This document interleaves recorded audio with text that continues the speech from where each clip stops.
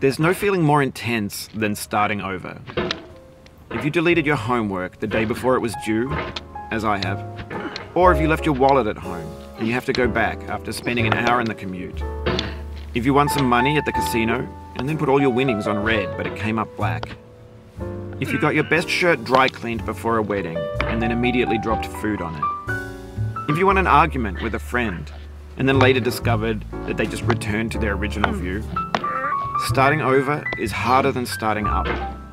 If you're not ready for that, like if you've already had a bad day, then what you're about to go through might be too much. Feel free to go away and come back. I'll be here. Alright, thanks for coming with me on this trip. I'll understand if you have to take a break at any point. Just find a safe place to stop and quit the game. And don't worry, I'll save your progress, always, even your mistakes. This game is a homage to a free game that came out in 2002, titled Sexy Hiking. The author of that game was Jazuo, a mysterious Czech designer who was known at the time as the father of B games. And B games are rough assemblages of found objects. Designers slap them together very quickly and freely, and they're often too rough and unfriendly to gain much of a following. They're built more for the joy of building them than as polished products. In a certain way, Sexy Hiking is the perfect embodiment of a B game. It's built almost entirely out of found and recycled parts, and it's one of the most unusual and unfriendly games of its time. In it, your task is simply to drag yourself up a mountain with a hammer. And that act of climbing, in the digital world or in real life, has certain essential properties that give the game its flavor. No amount of forward progress is guaranteed. Some cliffs are too sheer or too slippery. And the player is constantly, unremittingly in danger of falling and losing everything. Anyway, when you start Sexy Hiking, you're standing next to this dead tree that blocks the way to the entire rest of the game. It might take you an hour to get over that tree, and a lot of people never got past it. You prod and you poke at it, exploring the limits of your reach and your strength, trying to find a way up and over. And there's a sense of truth in that lack of compromise. Most obstacles in video game worlds are fake. You can be completely confident in your ability to get through them once you have the correct method or the correct equipment or just by spending enough time. In that sense, every pixelated obstacle in Sexy Hiking is real. The obstacles in Sexy Hiking are unyielding, and that makes the game uniquely frustrating. But I'm not sure Jazuo intended to make a frustrating game. The frustration is just essential to the act of climbing, and it's authentic to the process of building a game about climbing. A funny thing happened to me as I was building this mountain. I'd have an idea for a new obstacle, and I'd build it, test it, and it would usually turn out to be unreasonably hard. But I couldn't bring myself to make it easier. It already felt like my inability to get past the new obstacle was my fault as a player rather than as a builder. Imaginary mountains build themselves from our efforts to climb them, and it's our repeated attempts to reach the summit that turns those mountains into something real. When you're building a video game world, you're building with ideas, and that can be like working with quickset cement. You mold your ideas into a certain shape that can be played with, and in the process of playing with them, they begin to harden and set until they're immutable, like rock. And at that point, you can't change the world. Not without breaking it into pieces and starting fresh with new ideas. For years now, people have been predicting that games would soon be made out of prefabricated objects, bought in a store and assembled into a world. And for the most part, that hasn't happened, because the objects in the stores are trash. I don't mean they look bad or that they're badly made, although a lot of them are. I mean they're trash in the way that food becomes trash as soon as you put it in the sink. Things are made to be consumed and used in a certain context, and once the moment is gone, they transform into garbage. In the context of technology, those moments pass by in seconds. Over time, we've poured more and more refuse into this vast digital landfill that we call the internet. It now vastly outnumbers and outweighs the things that are fresh and untainted and unused. When everything around us is cultural trash, trash becomes the new medium, the lingua franca of the digital age. And you can build culture out of trash, but only trash culture. B games, B movies, B music, B philosophy.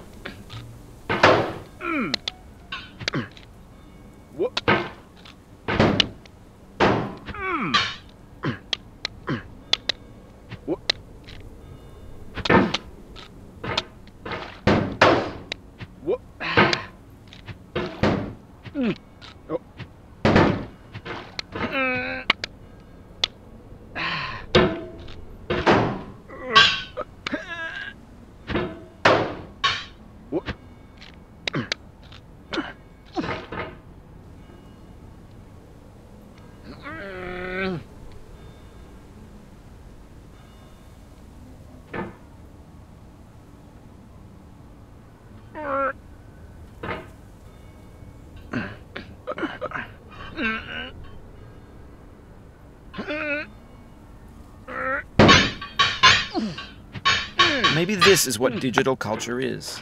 A monstrous mountain of trash, the ash heap of creativity's fountain. A landfill with everything we ever thought of in it. Grand, infinite, and unsorted. There's 3D models of breakfast, Gen X's fanfic novels, scam magazines, green screen Shia LaBeouf, banned snuff scenes on LiveLeak. Facebook's got lifelike bots with unbranded adverts and candid shots of Kanye and Taylor Swift mashups, car crash epic failed GIFs, Russian dashcam vids, discussions of McRibs, discarded, forgotten, unrecycled, muddled, rotten, untitled. Everything's fresh for about 6 seconds, until some newer thing beckons, and we hit refresh. And there's years of persevering, disappearing into the pile, out of style, out of sight. In this context, it's tempting to make friendly content that's gentle, that lets you churn through it but not earn it. Why make something demanding if it just gets piled up in the landfill, filed in with the bland things?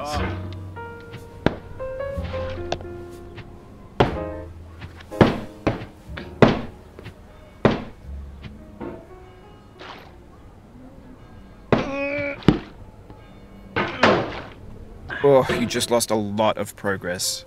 That's a deep frustration, a real punch in the gut.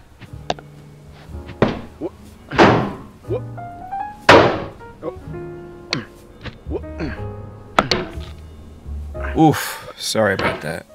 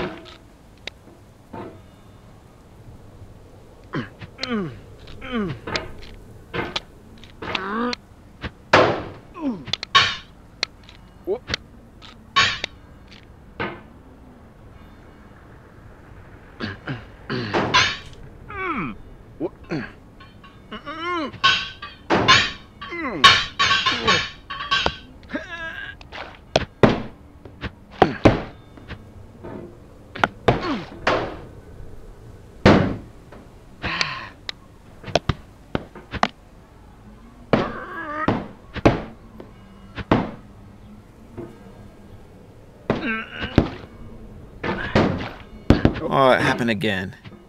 Keep on trying, don't let it get to you.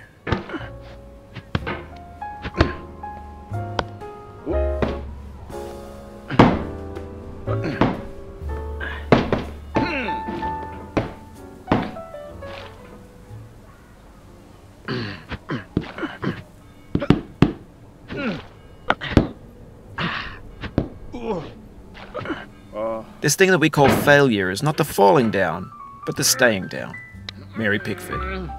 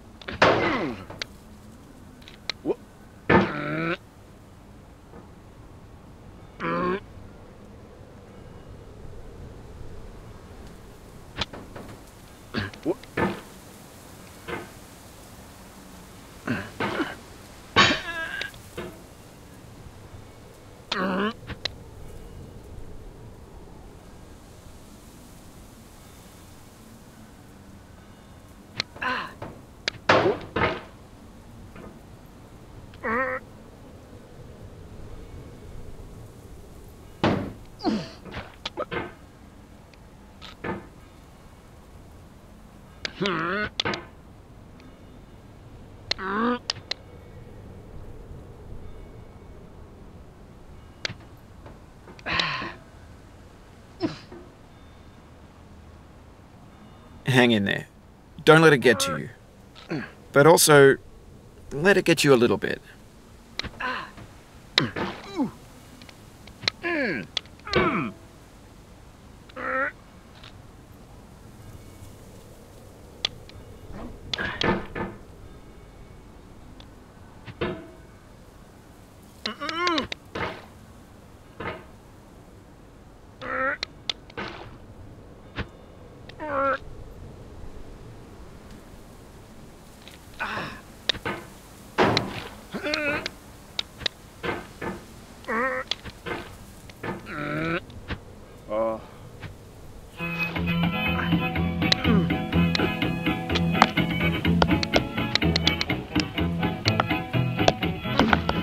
Get nasty over, boy.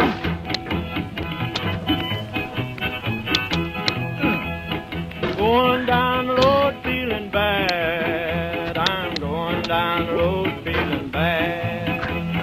Going down the road feeling bad, and I ain't going to be treated this way.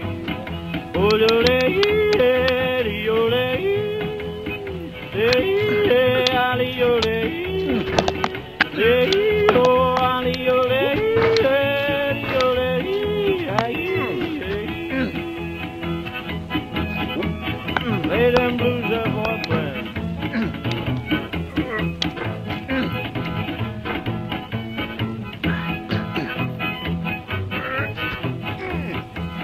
Down in the jail on my knees.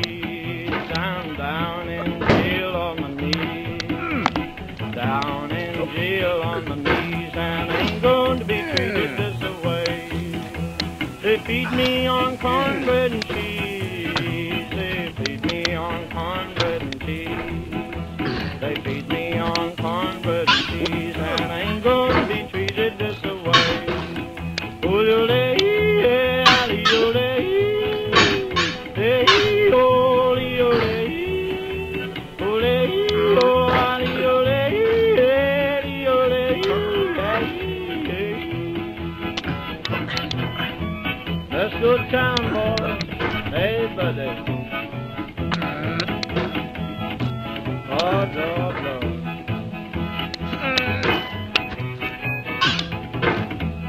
$10 shoe fits my feet. A $10 shoe fits my feet. $10 shoe fits my feet, and I ain't going to be treated this way. Going where the weather suits my clothes. I'm going where the weather suits my clothes. I'm going where the weather suits my clothes, and I ain't going to be treated this way. Ole, ole, ole, ole, hey, ali, ole, hey, ali, ole, ole, ole, hey. Calm down, boy, calm down. Hey, hey, hey.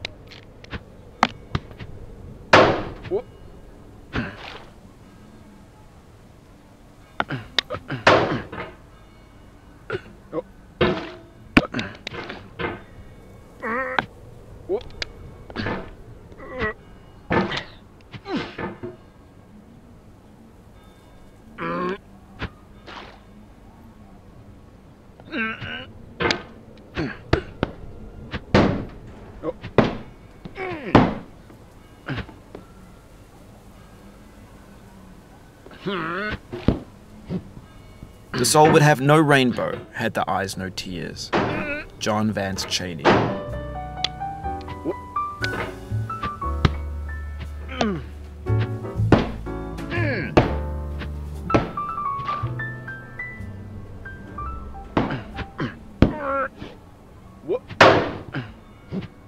No. The pain I feel now is the happiness I had before. That's the deal. C.S. Lewis.